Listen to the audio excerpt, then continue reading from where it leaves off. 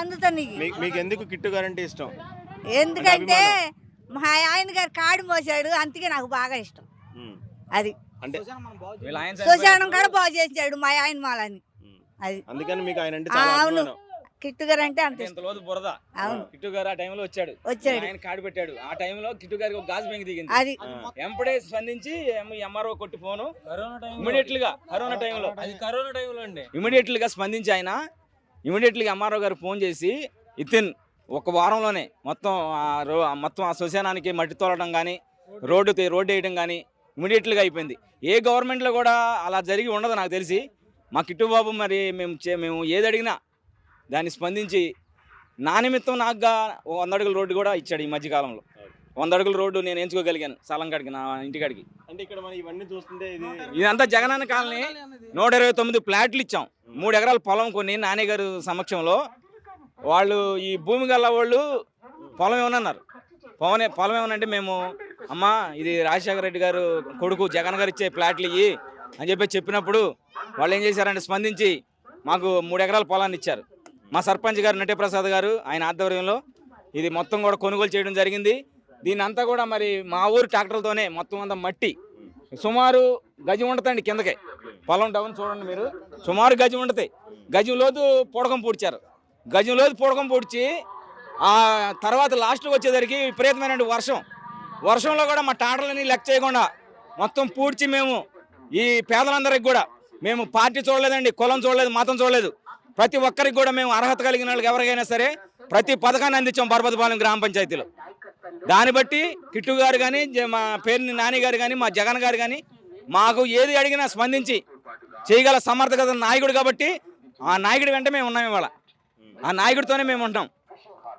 సమర్థులైనటువంటి నాయకుడు కాబట్టి మేము వెళ్ళగలుగుతున్నామండి. అంటే ఇక్కడ మనం చూసుకోగలిగింది ఏంటంటే ఒక ఇల్లు అంటే పేదవాడికి సొంత ఇల్లు అనేది ఒక కళ.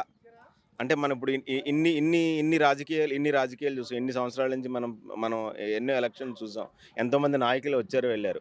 ఒక పేదవాడి కళ అంటే సొంత ఇల్లు అనేది అందరికీ కళే, అంటే స్థాయిని బట్టి. కానీ పేదవాడికి ఉండడానికి ఒక ఇల్లు, తినడానికి తిండి, కట్టుకోవడానికి బట్ట, అంటే ఇవన్నీ మౌలిక సదుపాయాలు.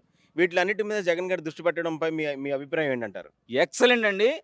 100% జగన్ గారు విద్య, వైద్యం, ఆరోగ్యం ఈ మూడింటి మీద దృష్టి పెట్టాడు. ఈ రోజున పేదవాడు అనేవాడికి కావాల్సింది కూడా అదే. పేదవాడి వల్ల పేదవానికి పెత్తందారులకు మధ్యన జరుగుతున్నట్టు వ్యవహారం ఇది. గతంలో పెత్తందారులు ఎక్కువైపోయేవాళ్ళు. జన్మభూమి కమిటీలు వచ్చాయి. జన్మభూమి కమిటీలు పెట్టి ఏదైనా పథకం కావాలంటే 15,000 ఇస్తావా, 30,000 ఇస్తావా, కార్డు కావాలంటే 1000 ఇస్తావా, పెన్షన్ కావాలంటే 5,000 ఇస్తావా, ఇల్లు బిల్లు రావాలంటే 30,000 ఇస్తావా అని అడిగారు. అటువంటి పెత్తందారుల వ్యవహారం అంతా కూడా ఈ జగన్ గారు వచ్చిన తర్వాత ఎక్కడా కూడా అవినీతి అనేది లేకుండా పరిపాలన చేస్తున్నటువంటి జగన్మోహన్ రెడ్డి గారి పరిపాలన.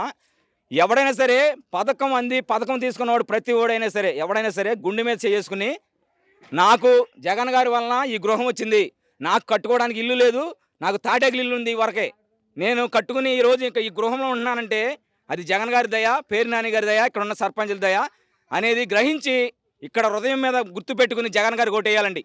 ఎందుకంటే మనం తిని మర్చిపోకూడదు ఏదైనా సరే.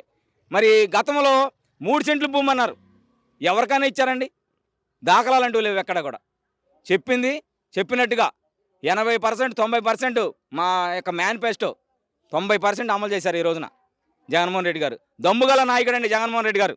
జగన్మోహన్ రెడ్డిని ఢీకొనడానికి ఇంతమంది కలిసి ఆయన చుట్టూ గోపురాలలో కట్టారు.